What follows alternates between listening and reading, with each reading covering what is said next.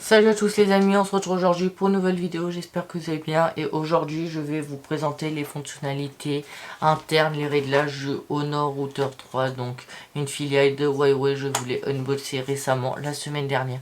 Il me semble, je vous laisse la vidéo en lien juste là ou juste là. Je ne sais jamais de quel côté. Avant de commencer cette vidéo, je souhaite vous inviter à vous abonner à cette chaîne YouTube pour que nous soyons plus à regarder nos vidéos, partager nos passions pour l'électronique, l'high-tech, la photographie, un peu tout ce que je fais sur ma chaîne que je souhaite vous partager avec vous par plaisir parce que j'aime ça. Et n'hésitez pas à mettre un gros pouce bleu si ça vous plaît. Et voilà, je vous ai tout dit, je vous propose de commencer. Donc je vais tout de suite vous montrer l'écran de l'ordinateur. Let's go! Donc juste là, quand vous vous connectez à votre routeur, donc en 3.1, si vous l'avez laissé par défaut, il vous demande votre code. Donc votre code, je ne le connais pas, donc je vous invite à taper le code que vous avez renseigné lors de la première configuration. Juste ici, vous arrivez, vous êtes donc connecté à vos appareils. Là, vous voyez la durée en ligne, la durée du fonctionnement de l'appareil, son IP sur le réseau principal, le nombre de débits utilisés avec l'extérieur, le nombre d'appareils connectés et les deux fréquences. Juste là, vous choisissez le mode d'accès internet, donc DHCP. Je vous conseille de le laisser comme ça, c'est mieux. Par rapport au routeur principal qui est lui-même connecté en Ethernet avec celui-ci.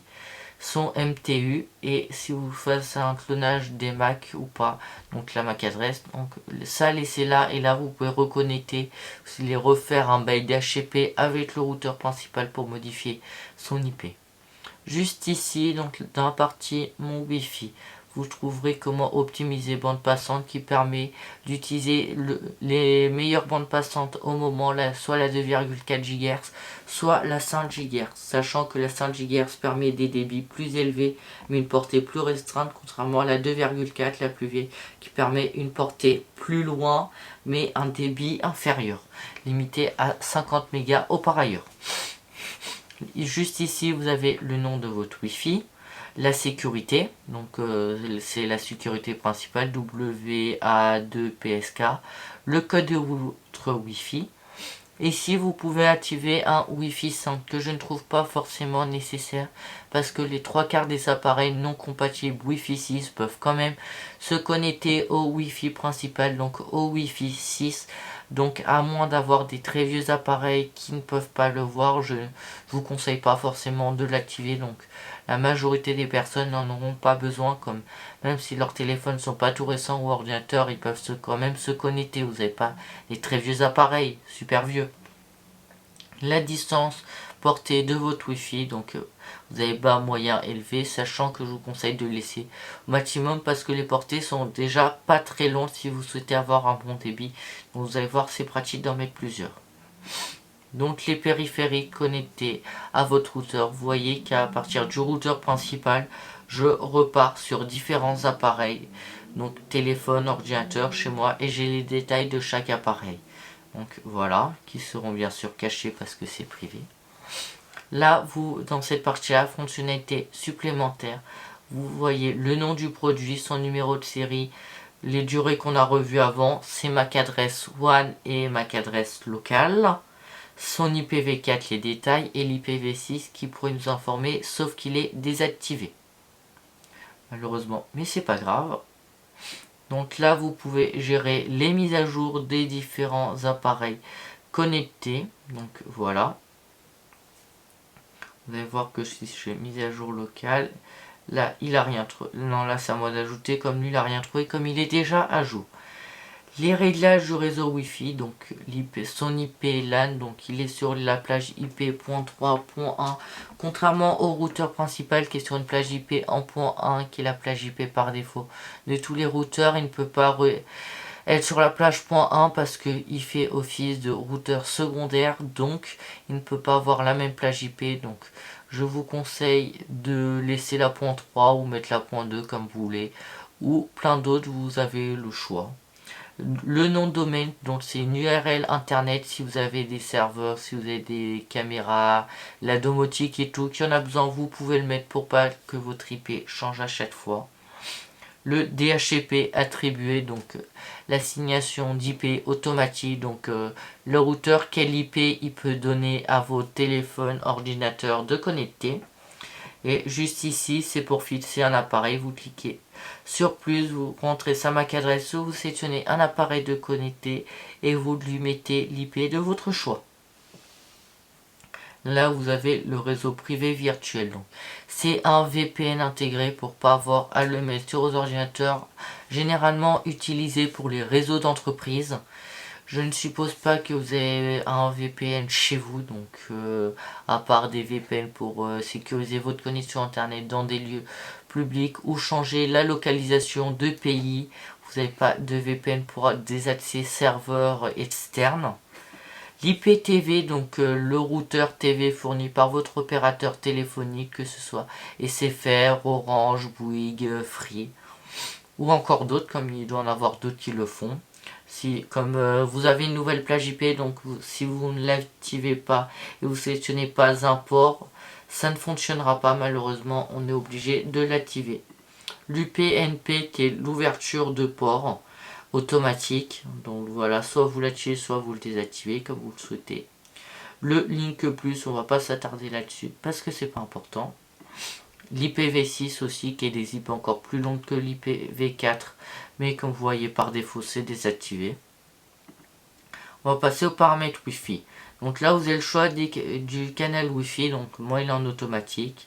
La bande passante utilisée, là vous avez le mode de bande de fréquence.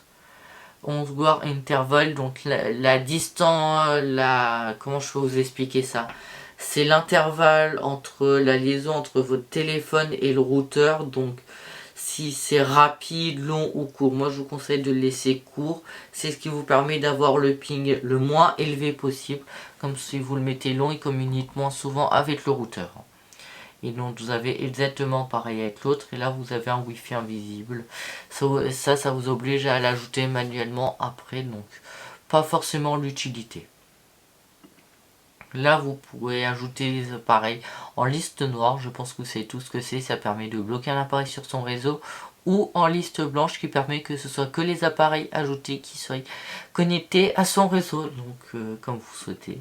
Le Wi-Fi invité qui est un Wi-Fi qui distribue que de l'internet, qui permet pas d'accéder au réseau local, que vous pouvez activer comme troisième Wi-Fi en plus du Wi-Fi 5 et du Wi-Fi 6 qui peuvent déjà être activés. Répétez Wi-Fi si vous répétez le routeur de votre opérateur ou un autre routeur. Par ailleurs, c'est tout à fait possible que vous ayez un routeur de d'autres marques, donc voilà. La minuterie Wi-Fi qui permet de désactiver le Wi-Fi sur certaines horaires. Mais vous avez un contrôle parental pour les parents qui le souhaitent, de bloquer le Wi-Fi à leurs enfants. Voilà. Paramètres de sécurité. Donc là vous avez le pare-feu, ça vous permet de vous protéger sur internet. Vous avez exactement pareil sur vos ordinateurs. Le service DAT qui permet d'ouvrir des ports. L'OMZ qui sert à rien. Si, ça sert si vous connaissez vraiment ce que c'est un réseau, comme quand vous activez le DMZ pour un ordinateur, si vous l'autorisez sur celui-ci, c'est-à-dire que l'ordinateur saute tous les pare-feux, plus rien, il est pleinement exposé à internet, donc risque de piratage élevé, d'attraper des virus et plein d'autres choses, donc je vous conseille vraiment de le laisser désactiver. Et le contrôle parental pour les parents intéressés.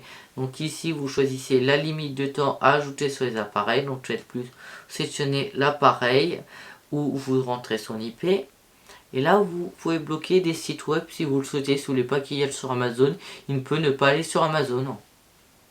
C'est le premier site qui m'est passé dans la tête, où vous pouvez aller aussi sur mon site internet, que je n'ai pas mis à jour depuis longtemps, mais vous retrouverez plein d'autres vidéos, le matos que j'utilise et un suivi de mon compte Instagram dessus. Donc là vous pouvez modifier votre code Ici, vous avez l'heure, donc le réglage de l'heure du réseau, qui est distribué par le réseau.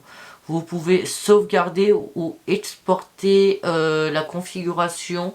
Donc ça, si vous risquez de refaire votre routeur, c'est important. Si vous avez peur de l'exporter à configuration, si vous avez plusieurs choses à régler, ça vous évite de tout régler manuellement après, de refixer toutes les IP et ouvertures de port que vous avez potentiellement réalisées.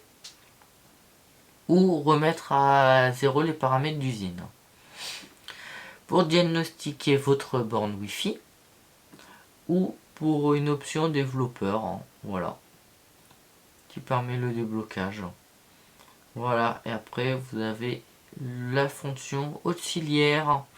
Voilà, je vous ai tout dit pour cette vidéo. J'espère que cette vidéo vous aura plu. Si elle vous a plu, n'hésitez pas à mettre un gros pouce bleu, à vous abonner à ma chaîne YouTube et à mon compte Instagram. Désolé si je me trompe de mots, parfois ça arrive. Vous pouvez aussi soutenir cette chaîne YouTube avec le lien du compte Patreon dans la description. Ça me fera énormément plaisir. Je vous souhaite une bonne journée et une très bonne fin de visionnage de cette vidéo des dernières secondes. Salut, salut, c'était iTech2. Salut, salut, bye bye.